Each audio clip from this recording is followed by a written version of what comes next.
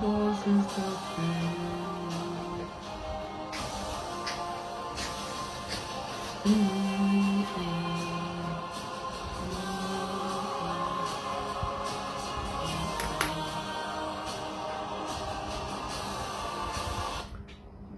Bonjour, bonjour. Il fallait que je commence un peu par ce générique là qui me plaît.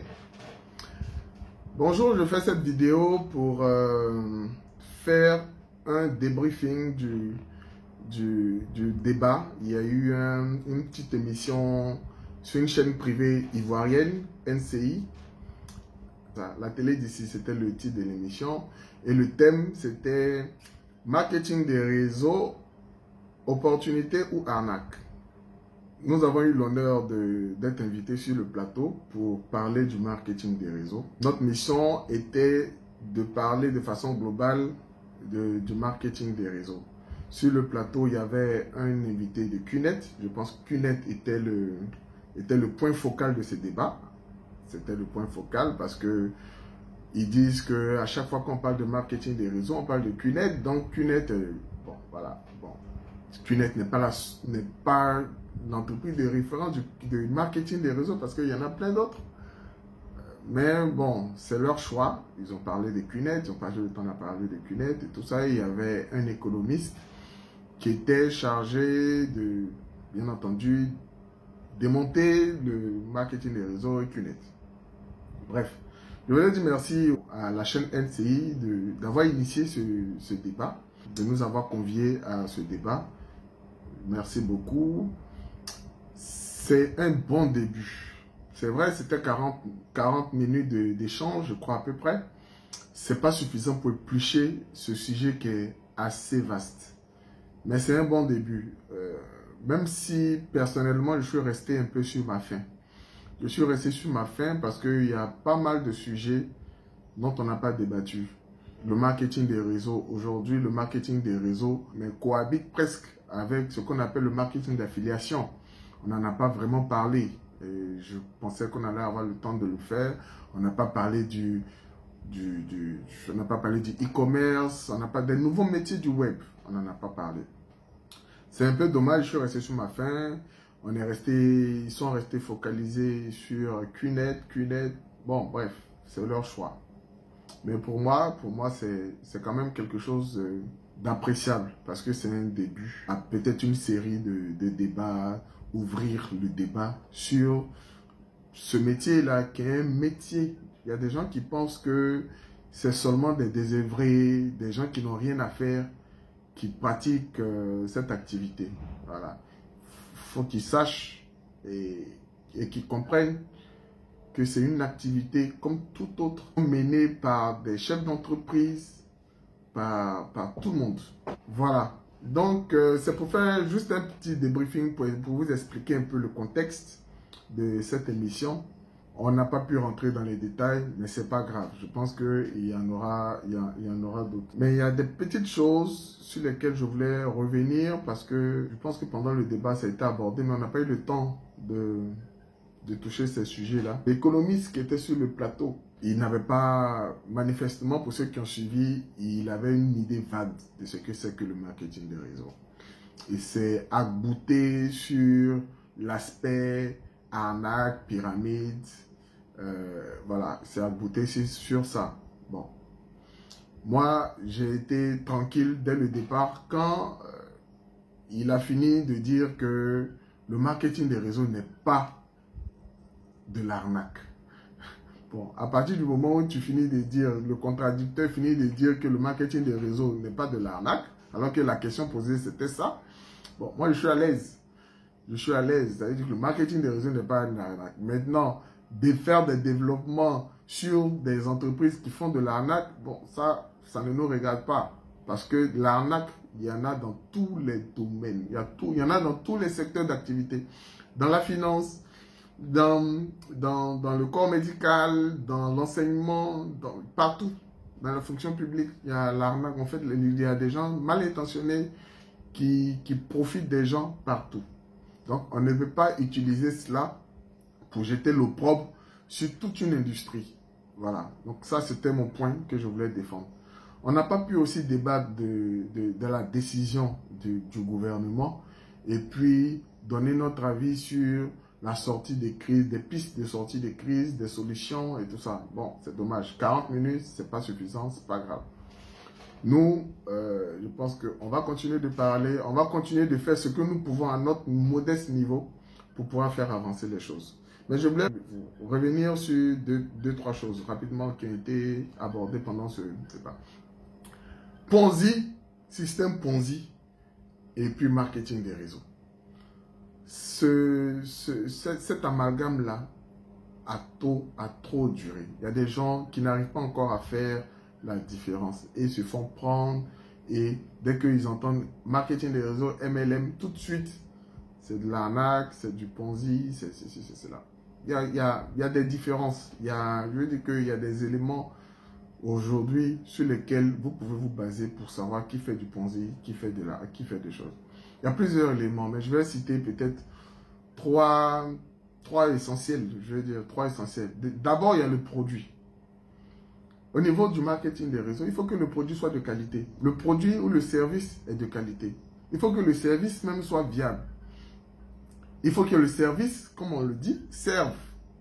Voilà. Il ne faudrait pas que ce soit quelque chose pour cacher, pour camoufler. Non. Un produit, si on vous vend un produit, il faut que ce soit un produit qui est de qualité, qui sert véritablement. À partir du moment où on vous fait miroiter, on vous prend n'importe quoi pour vous dire, bon, ça, ce verre-là, voilà ce qu'il fait, voilà, quand vous mettez de l'eau dedans, quand vous buvez, bon, vous guérissez, ou bien, je sais pas, quelque chose comme ça, bon, il coûte 1 million. Il y a le produit qui est un indicateur. Dans le marketing des réseaux, il y a un produit. Dans le marketing des réseaux, il y a un produit. Quand vous rentrez, quand vous voulez faire l'activité, on vous demande d'acheter un produit. La personne par qui vous avez acheté le produit, là, qui vous a fait connaître le produit ou chez qui vous avez acheté le produit, là, lui, il est un vendeur de l'entreprise. Indépendant, mais de l'entreprise. Et il reçoit une commission. C'est normal. L'entreprise n'a pas de boutique. Elle a des vendeurs. Elle a un réseau de vendeurs. Et en économisant sur la publicité, en économisant sur la distribution, elle a suffisamment d'argent pour répartir sur ses vendeurs. Donc, elle conçoit un plan de rémunération pour tous ses vendeurs. Le monsieur dit non, que les gens pensent que, comme on dit, non, c'est réseau, donc ça cher à toute une chaîne, c'est 100 personnes qui... Non, ça n'a rien à voir. Les plans de rémunération dans le marketing des réseaux, c'est des plans qui existent depuis des années. Plus de près de 50 ans, 70 ans, qui ont été éprouvés par des grands scientifiques. C'est des grosses formules de calcul qui sont derrière. On ne peut pas comprendre ça en 10 minutes ou bien 5 minutes. C'est des gros calculs qui sont derrière. Comment faire pour ne pas que le système tombe? Comment faire pour qu'il y ait une meilleure répartition des commissions? Aujourd'hui, il y a plusieurs formules. Il y en a qui font le système binaire. Il y en a qui font par des matrices. Les matrices forcées de 2, de 3. Il y a plusieurs formules qui existent, c'est pas inventé. Enfin, c'est pas nous qui les avons inventés. Ça existe depuis. Il y a des entreprises qui ont créé ça depuis plus de 70 ans, qui existent jusqu'à aujourd'hui, qui font des milliards de chiffres d'affaires. Quand je parle par exemple de Amway, qui font des milliards de chiffres d'affaires. Le procès aujourd'hui qu'on nous fait, c'est des procès, c'est des débats qui ont eu lieu ailleurs, aux États-Unis par exemple. Amway, vous pouvez faire des recherches. Amway a été interdit, par exemple, aux États-Unis en 1970, je crois, si je me souviens bien. En 1970, ils ont dépensé des millions de dollars en frais d'avocats pour défendre leur cause, pour montrer que leur système, là, ce n'est pas un système Ponzi. Pendant 4 ans que ça a duré, des millions de dollars. Après 4 ans, la même fédération des consommateurs aux États-Unis, là-bas qui est l'organe de régulation de tout ça, leur a donné le quitus, a reconnu qu'effectivement ce n'est pas du Ponzi et que leur activité était légale. Et les procès dans le marketing des réseaux, il en existe depuis. Donc le procès qu'on nous fait là, nous, ça ne nous étonne pas. C'est nouveau pour nous en Afrique ici. Tout simplement parce que on est un peu en retard parce qu'il n'y a pas de réglementation en la matière. Donc, il y a des gens qui viennent n'importe quoi. Vous vous connectez sur Facebook, vous allez voir que c'est pratiquement chaque jour qu'il y a une nouvelle opportunité dans le marketing des réseaux ou bien dans l'affiliation. C'est normal parce qu'il y a des gens toujours mal intentionnés qui profitent d'un vide pour s'engouffrer et arnaquer les gens. Et c'est contre cela que nous luttons. Donc, il y a une grosse différence. Déjà au niveau du produit. Il y a aussi une différence au niveau du parrainage. Dans le Ponzi, c'est l'argent de ceux qui rentrent, les adhésions de ceux qui rentrent, qu'on prend pour rémunérer ceux qui sont déjà dedans. Donc, ça veut dire que dans le Ponzi, là, le système Ponzi, celui qui rentre nouvellement, là, il ne peut jamais avoir plus d'argent que ceux qui sont dedans avant. C'est pas possible. C'est pas possible. C'est une grosse différence. Dans le marketing des réseaux, tu peux rentrer même aujourd'hui. Si tu es efficace, si tu es performant en vendant le produit de la société, tu peux avoir mieux que celui-même qui t'a parrainé. C'est comme ça. C'est comme ça. Et au niveau du parrainage, ça dit que dans le Ponzi, si tu ne parraines pas, tu ne gagnes pas. Ça, c'est une autre grosse différence. Si on vous met dans un système où, on vous invite à un système où, pour gagner, il faut forcément parrainer, n'y rentrez pas, n'y adhérez pas.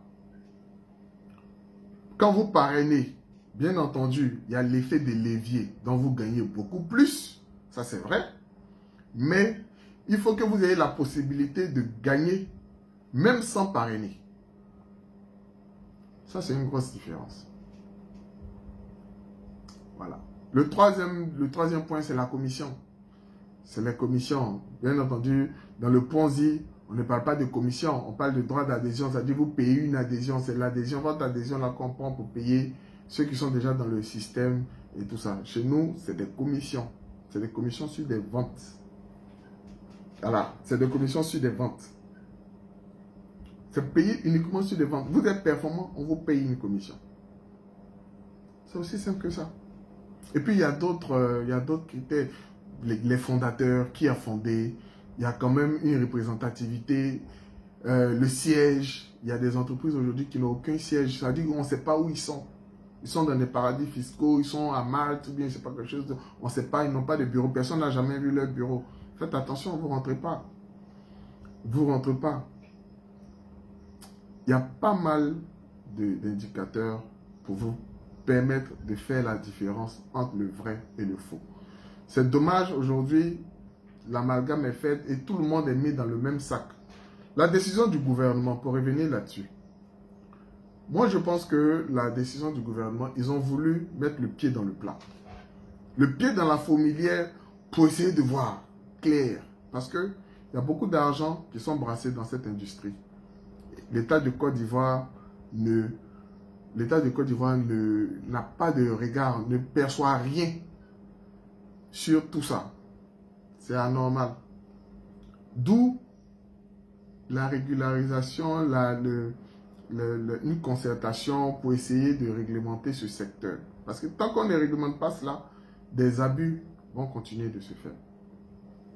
Voilà. C'est pas normal. En Europe, aux États-Unis, il y a des fédérations qui existent. En France, par exemple, il y a la Fédération de vente directe qui, en partenariat avec le gouvernement, régule tout ça. Aujourd'hui, si vous n'êtes pas dans, vous ne respectez pas la réglementation, vous ne pouvez même pas exercer. Là-bas, tous ceux qui font du marketing des réseaux déclarent leurs biens, déclarent leurs revenus. C'est obligatoire. Vous devez vous déclarer en tant que VDI, vendeur indépendant, ou bien si vous avez des commissions importantes, vous vous déclarez comme micro-entreprise. C'est réglementé. Chez nous, ça n'existe pas. C'est pour ça qu'il faut faire la différence, la part des choses entre ce qui est illégal et ce qui est arnaque. Voilà. C'est vrai que la plupart des networkers en Côte d'Ivoire et peut-être même en Afrique, enfin en Afrique francophone, exercent dans, on va dire dans l'illégalité. L'illégalité, ça veut dire qu'on ne respecte pas les règles, on ne respecte pas les lois. Parce que ici, en Côte d'Ivoire, les impôts, c'est par déclaration. Voilà, il faut déclarer. Il est déclaré, on dit le système est déclaratif. Donc, tu reçois 1000 francs, tu dois déclarer que j'ai reçu 1000 francs. Voilà. C'est tous ces aspects-là que nous pouvons étudier en faisant en pleine concertation avec le gouvernement. Et nous appelons de tous nos voeux des rencontres et nous avons déjà initié des courriers avec le ministère de l'économie numérique, qui est un ministère de référence pour nous, parce qu'on dit l'économie numérique. C'est eux-mêmes qui doivent comprendre notre business. Ils doivent savoir que aujourd'hui dans le monde là, c'est le numérique. Aujourd'hui, c'est avec le téléphone, tout se fait avec le téléphone, tout se fait sur Internet. L'ancien système, les paradigmes traditionnels là, c'est terminé. Aujourd'hui, nous sommes dans une nouvelle ère. Qu'on le veuille ou non, nous sommes dans une révolution. On ne peut pas empêcher cette révolution. Cette révolution ne peut pas être empêchée. Nous, notre rôle, ça sera d'aider le gouvernement à prendre à bras le corps cette activité-là, cette industrie-là. Parce que nous sommes convaincus, comme ailleurs ça se fait, ça va aider le gouvernement à résorber le chômage dans notre pays, à faire reculer la pauvreté, comme ça a été le cas partout. En France, par exemple, le marketing des réseaux, la fédération du marketing qui s'occupe du marketing des réseaux est en partenariat avec le Pôle emploi qui s'occupe des emplois, des chômages et tout ça. Grâce au marketing des réseaux, c'est plus de 100 000 emplois qui sont créés chaque année. On peut le faire ici. Il suffit d'encadrer, de réglementer et tout le monde va s'y conformer et tout ira pour le mieux. Vous verrez que les gens, aujourd'hui même les étudiants vont sortir de l'université, des grandes écoles, au lieu de chercher à travailler dans le bureau, ils vont aller faire du marketing des réseaux. On va les encourager parce que quand tu rentres dedans, tu deviens un entrepreneur. Tu deviens ton propre patron. C'est pas de la facilité. Ceux qui ont commencé, s'ils ont arrêté, vous verrez qu'il y a beaucoup. Ceux qui parlent d'arnaque, ceux qui parlent de... Non, qui ont abandonné là. C'est parce que, justement, le marketing des réseaux, c'est pas facile, c'est difficile, je dirais même c'est très difficile. Il faut du courage, il faut de la formation, il faut avoir des objectifs, il faut avoir une vision, il faut avoir du leadership. C'est pas facile. C'est pour ça que beaucoup abandonnent.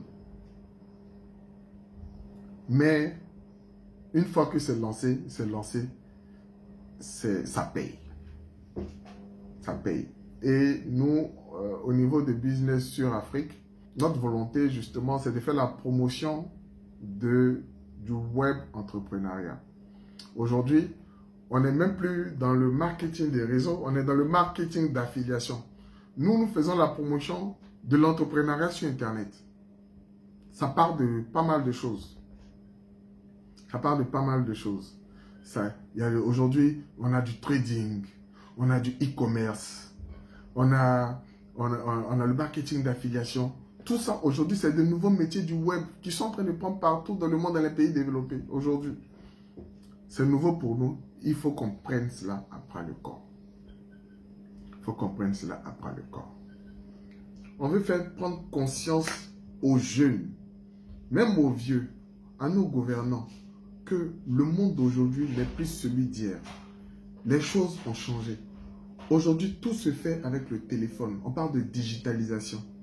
Aujourd'hui, tout se fait avec du numérique. On parle du numérique.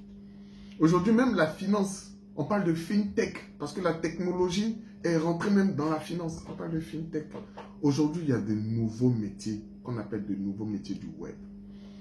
Et à travers notre plateforme Business sur Afrique, nous, c'est cette promotion-là qu'on veut faire. Parce que nous sommes convaincus que ce métier qui est méconnu en Afrique peut aider l'Afrique à sortir de la pauvreté. Ça se fait ailleurs. On a encore peur. C'est pas grave. Je veux dire, c'est compréhensible parce que on a été biberonné par le paradigme traditionnel selon lequel il faut aller à l'école, il faut avoir des diplômes, il faut avoir un travail stable dans un bureau, il faut aller à la retraite. Les choses ont changé. Les choses ont changé. Le monde d'aujourd'hui a changé. Il suffit de regarder autour de vous. Aujourd'hui, plus personne ne crée de boutiques physiques. Tout le monde crée des boutiques en ligne. Aujourd'hui, on peut commander avec le téléphone. En 2-3 minutes, on est livré. On gagne même plus d'argent aujourd'hui en créant une simple page Facebook. Ça n'existait pas avant. Aujourd'hui, c'est cela. C'est la digitalisation, c'est le numérique. Que vous le vouliez ou non, les choses ont changé. Nous avons un ministère de l'industrie numérique. Nous allons les approcher pour essayer de faire comprendre les choses. Parce que c'est eux qui doivent nous accompagner. C'est eux qui doivent nous aider. C'est comme ça. Aujourd'hui, le métier de web, en France, en Europe, là, je dirais en Europe, aux États-Unis, les jeunes qui quittent l'école, même de l'école, qui se font de l'argent. Les cas sont légion sur YouTube, il suffit de taper. Tapez affiliation, riche en affiliation. Vous allez voir des jeunes de 16 ans, 17 ans, 19 ans, 20 ans qui se font des millions d'euros simplement avec leur téléphone, avec l'outil Internet. En Afrique, on nous dit, ah, moi où j'ai mis mon argent là, je veux voir. Ah, moi, je veux, c'est le travail manuel, c'est le travail et tout ça. On est encore dans ça. On se dit que tout ce qui est sur Internet, c'est virtuel. C'est virtuel, mais c'est aujourd'hui, c'est cela, tout est virtuel. Aujourd'hui, tout le monde est en train de passer au numérique. On passe de nos services administratifs au numérique. On parle de nos comptes bancaires sont gérés aujourd'hui à partir du téléphone avec juste une application. La révolution en marche partout dans le monde. Pourquoi nous voulons être à la traîne? Ça va arriver. Ça va arriver. Nous savons que ça sera difficile. La mission est difficile parce que les préjugés sont forts. Des gens qui sont de l'ancienne école, ils sont tellement sûrs que ce qu'ils ont appris à l'école, c'est cela. Tout le reste est à jeter, à repousser du revers de la main, que ça va prendre du temps. Ça va prendre le temps que ça va prendre, mais on y arrivera. On y arrivera. Voilà. Nous souhaitons que le gouvernement crée un cadre et encadre le secteur. Au niveau de Business sur Afrique, c'est notre cheval de bataille. C'est notre cheval de bataille. Aujourd'hui, le métier du web, nous faisons la promotion des métiers du web. Aujourd'hui, on ne parle même plus de marketing des réseaux. Aujourd'hui, nous, on parle de marketing d'affiliation parce qu'on est sur le numérique. Aujourd'hui, on parle du e-commerce. On fait la promotion du e-commerce. Aujourd'hui, vous avez des opportunités qui vous permettent de gagner de l'argent par le e-commerce sans véritablement avoir des produits. On parle du dropshipping par exemple. C'est des nouveaux concepts. Il faut qu'on puisse les intégrer, les comprendre et puis savoir que ça existe. Voilà. Aujourd'hui, il y a le trading. Avant, le trading se faisait par des professionnels, des gens qui ont fait banque, qui ont fait ceci, qui ont fait cela. Aujourd'hui, on a les options binaires, on a le trading en ligne, on a tout ça. On a toute une panoplie. Aujourd'hui, vous pouvez trader, faire du trading avec votre téléphone, tranquillement, de là où vous êtes. C'est ça le nouveau métier du web. Heureusement, il y a certains jeunes en Côte d'Ivoire, en Afrique, qui ont compris. J'ai rencontré un jeune, il n'y a pas longtemps, qui a créé un site internet, une plateforme de e-commerce.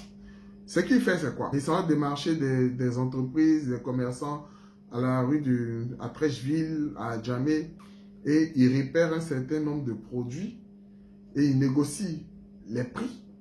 Il va sur Internet, il fait sa page et il vend et il met sa marge. Donc, une télévision qui va avoir avec 140 000 francs avec le grossiste, avec le commerçant, sur sa page, il vient, il met 150 000, 160 000. Et il a sa marge. Et il gagne de l'argent avec. C'est ça le nouveau métier du web. Il est sorti de l'université, il n'y a pas de travail. il a appris l'informatique, il a mis ça en application. Aujourd'hui, il s'en sort. Il se permet même d'embaucher deux personnes en contrat. Alors, c'est la promotion de tout ça que nous, on faisait. Au niveau de Business sur Afrique, il y a tout le monde. Il y a des directeurs, il y a des DRH, il y a des financiers, il y a des économistes. Ce pas des gens qui sont tarés. C'est des gens qui ont du vécu, c'est des gens qui ont du métier, c'est des gens qui ont de l'expérience en entreprise. Mais qui savent que l'avenir, là, l'industrie de demain, c'est le numérique. Voilà, c'est le numérique. Aujourd'hui, il y a plusieurs opportunités qui existent. Nous prenons le soin au niveau de Business sur Afrique de les tester nous-mêmes d'abord avant d'en parler.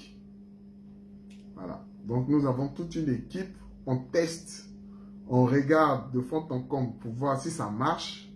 Est-ce qu'on gagne véritablement de l'argent? Comment on gagne de l'argent avant de venir en parler? Il y en a 2 ou 3 déjà qu'on a déjà testé qui sont bons. On n'en a pas encore parlé sur cette chaîne, mais qui sont bons, qui rapportent de l'argent, qui sont sérieux. Pour ceux qui sont intéressés, ils pourront me contacter en privé, j'ai mon WhatsApp et tout ça, ou bien ils peuvent venir à notre bureau à Angré.